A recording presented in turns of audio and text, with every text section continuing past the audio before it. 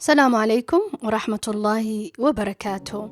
سؤال بان idin weydiinaya ahdaafkaad nolosha ku leedahay ama waxyaabahaad nolosha aad ka rajaynaysid aad doonaysid inaad gaadhid ma ka mid tahay mid aad xambaarsan tahay hamiga ummadda iyo dadkaaga aad doonaysid inaad wax u qabatid ama ummaddaada inaad wax ku soo kordhisid taasoo ugu wacan inay dadkaagu ay kuu duceeyaan ay ku xasuustaan dhinaca ilaahayna aad noqotid qof miisaan culus ku fadhiyo ajar badan shaqaystay.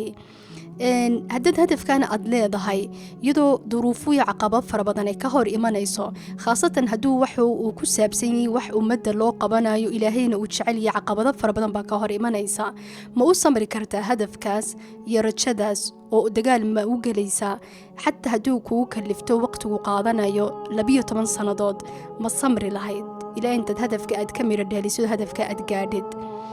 gabadhba waxaa samaysay oo hadaf weyn xambaarsaneed hadafkeedu ahaa ummadda iyo diinta islaamka in loo qabto oo 12 sannadood hamigaas iyo rajadaa qabtay oo u dagaalamayso dagaal u gashay ilaa inta ka rumaysay.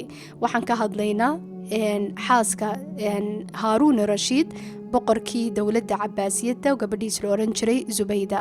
weligiin ma maqashay waxa la yidhaaho cayn Zubayda ama ceelkii biyaha ee Zubayda weligiin ma maqasheen.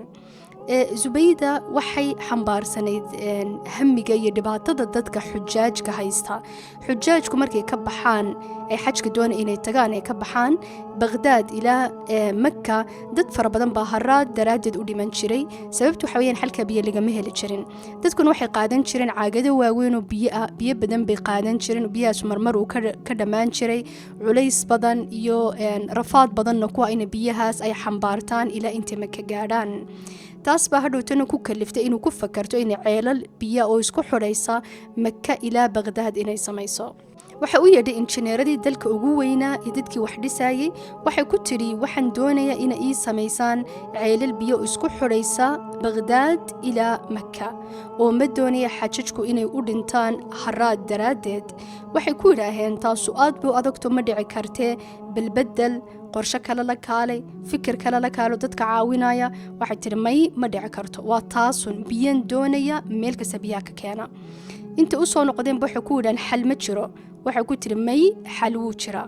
haddana intay tagaan bay u soo noqdaan oo waxay isku dayaan ku yiraahdaan xal ma jiro way adagtay waxay ku jiraan may xal wuu jira xal la kaalaya. 12 sannadood ayay dhibaatada lagu jiray iyaduna leedahay xal baa jira iyaguna ay leeyeen xal ma jiro ilaa inta markii dambe qaar kale u imaadeen oo ku yiraahdeen bal laga yaabo inuu wax qaban karnay ba naga warsug. intay tagaan bay meeshii daraasad ay ku soo sameeyeen waxay ku yiraahdeen waxaan samaynaynaa dhulkan qodaynaa meel kastoo ceel biyaan ka helno waan isku xidhaynaa oo saasan samaynaynaa laakiin waxaad ogaataa inuu mashruucaasu lacag badan ku kalifayo iyo kharash badan. waxay sameeyeen mashruucaas waxay sameeyeen meelaha biyuhu ku soo da'i jiray ee roobabka ee buuraha ayaa laga soo jeeday biyaha buuraha iyo ceelalkii la raadiyay oo la qoday ayaa la isku xidhay oo janalo la sameeyay iyo ceelal isku xidhiidhsan. iyaduna waxay samaysay beerihii ku wareegsanaayo dhan bay iibsatay markaas marka la isku xidhay ceelal baa la sameeyay isku xidhanoo isku xidhaysa Baghdad ilaa Makka. qasabadaha loo sameeyay laga sameeyay xajar adag oo qasabadahaas ay dadku ka cabi jireen biyaha lagu weysaysto ama biyaha soo hadhana waxa lagu waraabin jiray beero u dhow. cayn Zubayda marka la sameynayay ninka ka mas'uula khasnadeeda lacagta ayaa intuu wuxuu ku idhi lacag badan bayna kalifaysaa.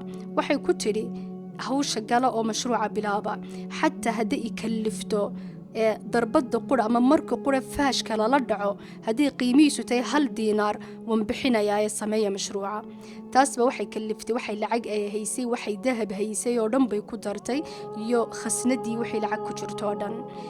waxa lagu qiimeynayaa in ka badan inuu ku baxday 5 kiilo iyo 950 kiilo dahab inuu ku baxday in ka badan marka waqtiga lagu qiyaasayo 1,700,000 mithqaal dahab inuu ku baxday iyo lacag fara badan oo daraahima.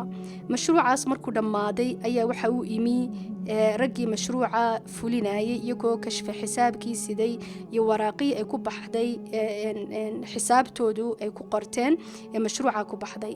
intii waraaqii qabatay iyadoo taagan qasarkeeda eegayay webiga Dijla ayaa intii waraaqii qaaday waxay ka tuurtay daaqadeedu webiga Dijla ku tuurtay.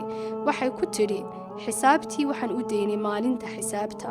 qofka lacag nagu leh ha naga soo doonto, qofka lacag ku lehne oo lacagna noo haya xalaal bay u tahay ha qaato.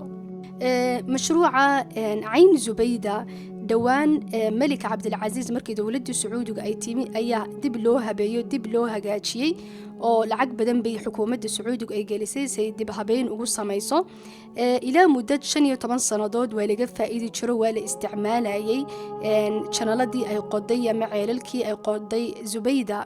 yacni wuxuu shaqaynayay ceelalkaas iyo biyahaas iyo ajarkeedu waxay u socdeen 1200 oo sannadood, ma rumaysanaysaan. oo ilaa beri dhaweyto 15 sannadood ka horba reer maka biyaha way isticmaali jireen oo laga faa'iidi jiray. iminka xadadaad degtid maka waad arkaysaa meeshii cayn zubayda xukuumaddii sacuudiga ay hagaajiso biyaha waad ka cabbi kartaa. laakiin iminka dadkii markay farabateen magaaladii waxa laga dhisay, dhismihii u batay, dadkii waxay ku bedesheen ahl maka cayn zubayda waxaa lagu bedeshay biyahan badda ee la safaynayo. 1200 sannadood ayuu ajarka u socday zubayda oo sadaqa jaariya u ahaa. ilaa imkana waa laga cabaa cayn zubayda. haddaad xambaarsan tahay hamiga ummadaada diinta islaamka, waxaad xasuusataa hadaf saasoo kale aad leedahay inuu ilaahay ku barbar istaagayo, uu ilaahay ku gaarsiinayo waqtigaad arkaysid midhahaas macaankooda aad soo goynaysid oo ajarkeedana kuu socdo. hadafkaaga hadduu waqti kasta kugu qaato ha ka caajisan oo dadaal kasta u gal oo haysdhiibinba weliga. waa mahadsantiin.